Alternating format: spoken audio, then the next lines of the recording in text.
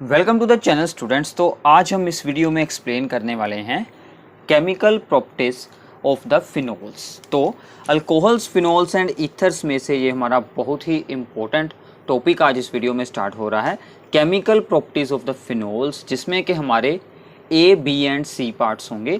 ए part में हम यहाँ पर एक्सप्लेन करने वाले हैं reactions involving the phenolic group, यानी कि जो बेंजीन के ऊपर OH ग्रुप जुड़ा होता है, फिनोलिक ग्रुप, उसकी सभी रिएक्शंस को हम इस ए पार्ट में एक्सप्लेन करेंगे। बी पार्ट में होंगी reactions involving the benzene ring, जिसमें कि बेंजीन रिंग की ही बेसिकली रिएक्शंस होंगी, फिनोलिक ग्रुप की नहीं होंगी। और third is very very important, that is the special reactions. इसमें हमारी बहुत ही इंपॉर्टेंट रिएक्शंस आने वाली हैं, वो आपको इससे जो आगे की वीडियोज़ होंगी उनमें देखने को मिल जाएंगी। तो हम आज स्टार्ट करते हैं हमारा ए पार्ट। ए पार्ट का हेडिंग क्या है कि reactions involving the phenolic group. Phenolic group की सबसे पहली और सबसे इंपॉर्टेंट रिएक्शन है that is acidic character of the phenols. Acidic character, phenols जो होती हैं ये हमारे पास एसिडिक होती हैं। क्यों एसिडिक होती हैं? क्योंकि ये है, मान लीजिए एक फिनोल, ठीक है, बेंजीन रिंग के साथ ऊपर जुड़ा है OH ग्रुप, ठीक है, और फिनोल में जो ऑक्सीजन होता है ये इस C एटम के साथ जुड़ा है, ठीक है, बेंजीन रिंग के C के साथ। और बेंजीन रिंग का ये जो C एटम है, दिस इज sp2 हाइब्रिडाइज्ड।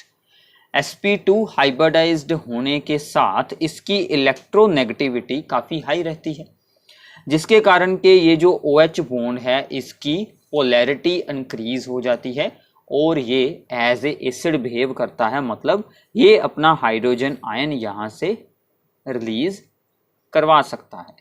तो यहाँ पर ये रिएक्शन बन जाती है, तो इसका ये जो H पॉजिटिव है वो यहाँ से बाहर आ सकता है एज ए आयन। तो इसका मतलब phenols are acidic but these are very weak acid, ठीक है, ये कार्बोक्सिलिक एसिड से वीक होती हैं बट अल्कोहल से स्ट्रॉन्ग होती हैं, ठीक है। तो इस बात का आपको, जैसे कि अगर हम फिनोल की रिएक्शन किसी एक्टिव मेटल के साथ देखें सोल्व कर कर, जैसे कि phenol reacts with the sodium, तो क्या होगा, जो भी एसिड्स होते हैं वो जब सोडियम से रिएक्ट करते हैं तो उनकी हाइड्रोजन को सोडियम रिप्लेस कर देता है और यहाँ पर बन जाता है सोडियम फिनो ऑक्साइड, ठीक है।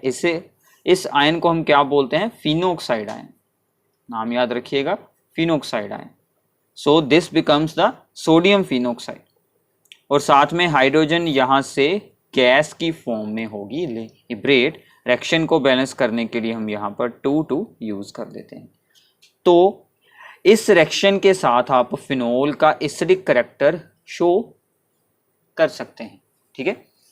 सो नाउ अब जो हमारे पास यहाँ पर सबसे इंपॉर्टेंट बात थी वो क्या थी कि फिनोल्स आर वीक एसिड, ठीक है। फिनोल्स जो होती हैं वो वीक एसिड होती हैं, इनके लिए डेसोसिएशन कांस्टेंट की वैल्यू अप्रोक्सीमेटली 10⁻⁻10 रहती है, ठीक है। तो ये काफ़ी वीक एसिड हैं।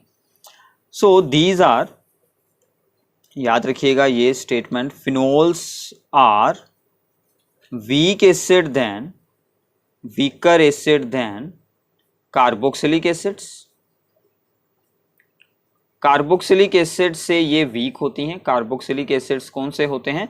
जिनमें COOH ग्रुप जुड़ा होता है, ठीक है। इनके बारे में हमारा जो अगला चैप्टर होगा उनमें हम एक्सप्लेन करेंगे कि ये क्यों स्ट्रॉन्ग एसिड होते हैं, ठीक है। And but phenols are stronger acid than alcohols. ये अल्कोहल से स्ट्रोंगर एसिड्स होती हैं, ठीक है। तो यही हमारा मेन यहाँ पर होगा एक्सप्लेन करने का पार्ट के फिनोल्स अल्कोहल से ज़्यादा एसिडिक क्यों होती हैं। These are more acidic than the alcohol, phenols are stronger acid than alcohols, ठीक है। अब आपको यहाँ पर एक बात को ध्यान से देखना है, इस रिएक्शन पर हम चलते हैं वापस। तो मान लीजिए ये था हमारा फिनोल, ठीक है। सो दिस इज द फिनोल। इसका जब एसिडिक करैक्टर शो होता है तो इसका बन जाता है फिनोक्साइड आयन, ठीक है। So now this phenoxide ion is resonance stabilized, ठीक है। सो हम यहाँ पर क्या एक्सप्लेन कर सकते हैं कि phenoxide ion is more stable then phenol, more stable then phenol. ये जो फिनोक्साइड आयन होता है ये फिनोल से ज्यादा स्टेबल होता है। क्यों होता है? ड्यू टू रेजोनेंस, ठीक है। इसमें रेजोनेंस स्टेबलाइजेशन को हम आगे एक्सप्लेन करते हैं। इसलिए ये जो फिनोक्साइड आयन है ये फिनोल से ज़्यादा स्टेबल है, और जो चीज़ ज़्यादा स्टेबल होगी वो हमारी जल्दी फॉर्म होगी। तो ये फिनोक्साइड आयन फॉर्म हो जाता है और H पॉजिटिव आयन को रिलीज करवा देता है, तो अपना एसिडिक कैरेक्टर शो करता है। अगर हम यही चीज़ देखें अल्कोहल्स में, तो अल्कोहल्स में क्या होता है, यहां पर बनता है alkoxide ion. This is the alkoxide ion, ठीक है। तो अल्को ऑक्साइड आयन में कोई रेजोनेंस स्टेबलाइजेशन नहीं होती, तो इसमें कोई स्टेबलाइजेशन हमारी नहीं शो होगी। तो इसीलिए जो फिनोक्साइड आयन ज़्यादा स्टेबल होता है और इसीलिए फिनोल्स भी ज़्यादा एसिडिक होती हैं। तो अगर आपको इसका एक सिंपल सा आंसर याद करना है तो आपको सिंपली क्या बताना है कि in case of the phenols the phenoxide ion is more stable than the phenol, but in case of alcohols alkoxide ion is not more stable than the alcohols because there is no resonance in the alkoxide but there is a resonance stabilization in the phenoxide ion। तो ऐसे आप इसे return में explain साथ में कर सकते हैं। तो अब हम इनकी रेजोनेंस स्ट्रक्चर्स को बनाकर देखते हैं। पहले फिनोल को बनाएंगे, फिर हम बनाएंगे फिनोक्साइड को, तो आपको वहां से अच्छे से अंडरस्टैंडिंग हो जाएगी कि why phenoxide ion is more stable than the phenol itself, ठीक है।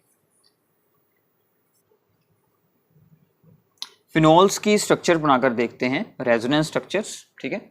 सो दिस इज द फिनोल और यहां पर है इसके पास एक लोन पेयर, ठीक है। सो नाउ क्या होगा कि सबसे पहले तो हम बेंजीन रिंग की ही रेजोनेंस बनाएंगे। सो सबसे पहली रेजोनेंस स्ट्रक्चर यहां पर ये बन जाएगी कि ये सभी बॉन्ड्स यहां पर आ सकते हैं, एंड नाउ ये अपना इलेक्ट्रॉन पेयर के साथ यहाँ पर एक डबल बॉन्ड बनाएगा और ये अपने इलेक्ट्रॉन्स को इस कार्बन एटम के ऊपर वापस रख लेगा। मतलब यहाँ से ये बॉन्ड ब्रेक हो जाएगा। तो हमारी अब यहाँ पर ये जो थर्ड स्ट्रक्चर क्या बनेगी, यहाँ पर सिंगल बॉन्ड तो ऑलरेडी था, यहाँ पर बन गया डबल बॉन्ड और इसने लोन पेयर अपना डोनेट किया है, सो इस पर आएगा पॉजिटिव चार्ज। ये दोनों बॉन्ड्स ऐसे ही रहेंगे, नो चेंज। अब इसके ऊपर इलेक्ट्रॉन्स को रखा गया है वापस, सो यहाँ पर आएगा माइनस चार्ज, ठीक है। तो यहाँ पर बन गया है हमारा लोन पेयर। अब ये अटैक करेगा यहाँ पर और ऐसे ही यहाँ से बॉन्ड ब्रेक होकर यहाँ पर चला जाएगा पैरा पोजीशन पर, ठीक है। सो यहाँ पर कोई चेंज नहीं होगा, यहाँ पर तो सेम रहेगा। जो बॉन्ड्स में बिल्कुल नहीं चेंज हो रहा, ये भी नहीं बिल्कुल चेंज हो रहा। अब आपको ध्यान से देखना है क्या हुआ है। इसने अटैक किया था इस वाले सी एटम पर, मतलब इन दोनों के बीच एक और बॉन्ड बन जाएगा और ये बॉन्ड यहाँ से ब्रेक हो गया और इसके ऊपर इलेक्ट्रॉन्स आए हैं, तो इसके ऊपर आ जाएगा चार्ज। अब ये अटैक करेगा यहाँ पर और ये अपने इलेक्ट्रॉन्स रख लेगा वापस, ठीक है। सो नाउ ये स्ट्रक्चर बनेगी, यहाँ पर ऐसे ही रहेगा चार्ज, ये बॉन्ड एज इट इज ऐसे ही रहेगा। ये वाला ब्रेक हो गया और इन दोनों के बीच अब एक बॉन्ड बन गया है और इलेक्ट्रॉन्स पहुंच गए हैं यहाँ पर। अब ये यहाँ पर अटैक करेगा और ये वापस यहाँ पर चला जाएगा। और अगर आप इसे ध्यान से देखेंगे, अब जब ये यहाँ पर अटैक करेगा तो बॉन्ड इनके बीच बनेगा, दोबारा से यही वाली स्ट्रक्चर बन जाएगी। तो ये हमारी 5 रेजोनेंस स्ट्रक्चर्स हैं in phenol. So this is the resonance in phenol.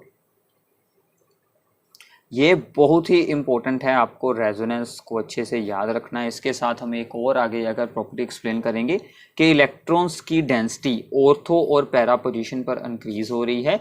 Therefore phenolic group यानी कि hydroxyl group with benzene ring is ring activator and ortho para directing group. ये बातें भी आप लोगों को साथ में याद रखनी है, ठीक है।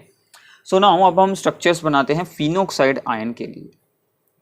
सो सिर्फ यहाँ पर क्या चेंज होगा, चार्ज का चेंज होगा, बाकी सब कुछ सेम रहेगा, ठीक है। सो नाउ दूसरी स्ट्रक्चर में पहले हम ऐसे ही सिमिलरली यहाँ पर बॉन्ड्स को चेंज कर देते हैं, तो ये बॉन्ड्स अभी इस तरफ आ जाएंगे, ठीक है। तो ऐसे ही आपको अब थर्ड स्ट्रक्चर में यहाँ पर बना देना है डबल बॉन्ड, ठीक है। तो इलेक्ट्रॉन्स का हो जाएगा अटैक। सो ऐसे ही सिमिलरली यहाँ पर सभी लोन पेयर्स को हम रिप्रेजेंट कर देते हैं। अब ये यहाँ पर करेगा अटैक और ये बॉन्ड ब्रेक होकर इन दोनों के ऊपर चला जाएगा। सिमिलरली जैसे हमने ऊपर स्ट्रक्चर्स को बनाया था, यहाँ पर बनेगा डबल बॉन्ड, पर इस बार कोई चार्ज नहीं आएगा क्योंकि उस पर ऑलरेडी था नेगेटिव चार्ज, उसने लोन पेयर को किया डोनेट, तो इस पर अब कोई चार्ज ऑक्सीजन पर नहीं आएगा, तो चार्ज पहुँच जाएगा यहाँ पर। ये बॉन्ड हो गया ब्रेक, ये दोनों ऐसे ही रहेंगे। Now this attacks on this one and ये दोनों यहाँ पर चले जाएंगे। तो प्लीज़ इन स्ट्रक्चर्स को साथ में ड्रॉ आप लोगों को ज़रूर करना है, तो आपको अच्छे से अंडरस्टैंडिंग हो जाएगी। तो ये सभी ऐसे ही रहेंगे। अब यहाँ पर बन गया है बॉन्ड और ये वाला हो गया ब्रेक, चार्ज पहुँच गया यहाँ पर और ये वाला ऐसे ही रहेगा। ऐसे ही अब इस पर अटैक हो जाएगा। सो ये हमारी बन जाएंगी 5 resonance structures in the case of the phenoxide ion. ठीक है, तो फिनोक्साइड आयन के केस में ये सभी स्ट्रक्चर्स बनती हैं, रेजोनेंस इन फिनोक्साइड आयन। अब आपको यहाँ पर ध्यान से देखना है कि इसमें ऐसी स्ट्रक्चर्स हैं 1 2 3 जिसमें कि चार्ज की सेपरेशन हो रही है। जब चार्ज की सेपरेशन हो तो रेजोनेंस स्टेबलाइजेशन वहाँ पर डिक्रीज हो जाती है, क्योंकि हमें एनर्जी रिक्वायर्ड होती है चार्ज को सेपरेट रखने के लिए। बट यहाँ पर ऐसा बिल्कुल भी नहीं है, कोई चार्ज की सेपरेशन यहाँ पर बिल्कुल नहीं है। So these are more stable. So इसीलिए phenoxide ion is more stabilised than the phenol because there is no charge separation, क्योंकि सिंगल चार्ज है, नेगेटिव नेगेटिव है सभी जगह, और अगर नेगेटिव चार्ज है वो भी सिर्फ ऑक्सीजन पर है, यहाँ पर ऑक्सीजन पर पॉजिटिव चार्ज भी आ रहा है, इसलिए इसकी रेजोनेंस जो स्ट्रक्चर्स होती हैं उनकी स्टेबिलिटी फिनोक्साइड से होगी लेस, इसलिए ये ज़्यादा स्टेबल होगा। सो अगर आपको डीपली एक्सप्लेन करना होगा तो आपको ये सभी रेजोनेंस भी साथ में बनानी पड़ेगी, अदरवाइज आप जस्ट इन दोनों रिएक्शंस को यहाँ पर रिप्रेजेंट करवाएं और इतना रीज़न आप लोग एक्सप्लेन साथ में कर दें कि यहाँ पर फिनोल्स जो हैं वो अल्कोहल से स्ट्रॉन्ग एसिड क्यों होती हैं। ठीक है, सो इसके बाद है अगर फिनोल के साथ कोई सब्स्टिट्यूएंट जुड़ा हो तो उसकी जो एसिडिक स्ट्रेंथ है उस पर क्या इफेक्ट होगा। सो नाउ अब हमारे पास 2 ऑप्शन बनते हैं। अगर तो फिनोल के साथ जुड़ा हुआ इलेक्ट्रॉन विदड्रॉइंग ग्रुप में क्या होगा कि वो रिंग के इलेक्ट्रॉन्स को अपनी ओर अट्रैक्ट करेगा। अब हमने रेजोनेंस में अभी अभी बनाकर देखा था कि रिंग में इलेक्ट्रॉन्स एक्स्ट्रा एंटर होते हैं, तो अगर कोई सब्स्टिट्यूएंट उनको अपनी ओर अट्रैक्ट करता है तो वो फिनोक्साइड आयन को स्टेबल बना देगा। मतलब इससे जो फिनोक्साइड आयन बनने वाला था, ये जो इससे आयन बनने वाला था फिनोक्साइड आयन, अगर इसके साथ कोई इलेक्ट्रॉन विदड्रॉइंग ग्रुप जुड़ा होगा जो इसके इलेक्ट्रॉन्स को अपनी ओर खींचकर इसको और स्टेबल बना दे, तो वो इसकी एसिडिक स्ट्रेंथ को इंक्रीज कर देगा। So acidic strength increases. अगर इलेक्ट्रॉन विदड्रॉइंग ग्रुप जुड़ा हो तो एसिडिक स्ट्रेंथ इंक्रीज हो जाएगी। इसी के ऑपोजिट अगर इलेक्ट्रॉन डोनेटिंग ग्रुप जुड़ा हो, मतलब जिस फिनोक्साइड आयन के पास ऑलरेडी ही नेगेटिव चार्ज है, अगर उसकी ओर कोई इलेक्ट्रॉन डोनेटिंग ग्रुप हम जोड़ दें जो कि रिंग में इलेक्ट्रॉन्स की डेंसिटी को और ज़्यादा इंक्रीज कर दे, इसके जो इलेक्ट्रॉन्स रेजोनेंस के साथ हमने एक्सप्लेन किए थे कि रिंग में थे, उनको वो और ज़्यादा डिस्टेबलाइज यहाँ पर बना देगा, तो इसके साथ एसिडिक स्ट्रेंथ डिक्रीज हो जाएगी। ठीक है, तो अब आपको ग्रुप्स याद रखने हैं कि कौन है इलेक्ट्रॉन विदड्रॉइंग ग्रुप, जैसे कि सबसे इंपॉर्टेंट है NO2, फिर आता है CN, फिर आते हैं हैलोजेंस। तो ये सभी हमारे हैं major electronic withdrawing groups. Electron donating groups में सबसे इंपॉर्टेंट होते हैं अल्काइल ग्रुप्स, फिर आता है यहाँ पर OR ग्रुप अल्कोक्साइड, ठीक है, और फिर आता है यहाँ पर NH2 ग्रुप। ठीक है, तो इसमें से सबसे ज़्यादा अल्काइल ग्रुप्स यूज़ होते हैं। अगर इनमें से कोई ग्रुप जुड़ा होगा तो एसिडिक स्ट्रेंथ डिक्रीज हो जाएगी, अगर इनमें से कोई जुड़ा होगा तो एसिडिक स्ट्रेंथ इंक्रीज हो जाएगी। तो इन सभी ग्रुप्स का इफेक्ट है वो हमें ऑर्थो और पैरा पर ही देखने को ज़्यादातर मिलता है देन द मेटा पोजीशन। ठीक है, So effects are more significant at ortho and para positions. ठीक है, तो ये बात भी आप लोगों को याद रखनी है। अब हम इनकी कुछ एग्जांपल्स करते हैं। जैसे कि हमारे पास है फिनोल, ठीक है, तो अगर मैं फिनोल के साथ जोड़ना चाहूँ यहाँ पर NO2 ग्रुप, ध्यान से आपको इसे याद रखना है, हम इसके साथ जोड़ रहे हैं NO2 ग्रुप। NO2 ग्रुप क्या है? Electron withdrawing group. इसके साथ एसिडिक स्ट्रेंथ इंक्रीज होगी, मतलब इससे ज़्यादा एसिडिक होगा अगर मैं फिनोल के साथ जोड़ दूं मैं मेटा पोजीशन पर। वो कौन सी होती है? ये होती है ऑर्थो, मेटा, पैरा। यहाँ पर मैंने जोड़ दिया NO2। सो इनके नेम सब आप लोगों को खुद लिखने हैं। This is the Meta nitrophenol. इससे ज़्यादा एसिडिक होगा अगर मैं यहाँ पर जोड़ दूं ऑर्थो पोजीशन पर। अगर मैं यहाँ पर ऑर्थो पोजीशन पर NO2 जोड़ दूं तो वो इससे भी ज़्यादा यहाँ पर एसिडिक होगा, ऑर्थो नाइट्रोफिनोल। और सबसे ज़्यादा एसिडिक कौन होगा?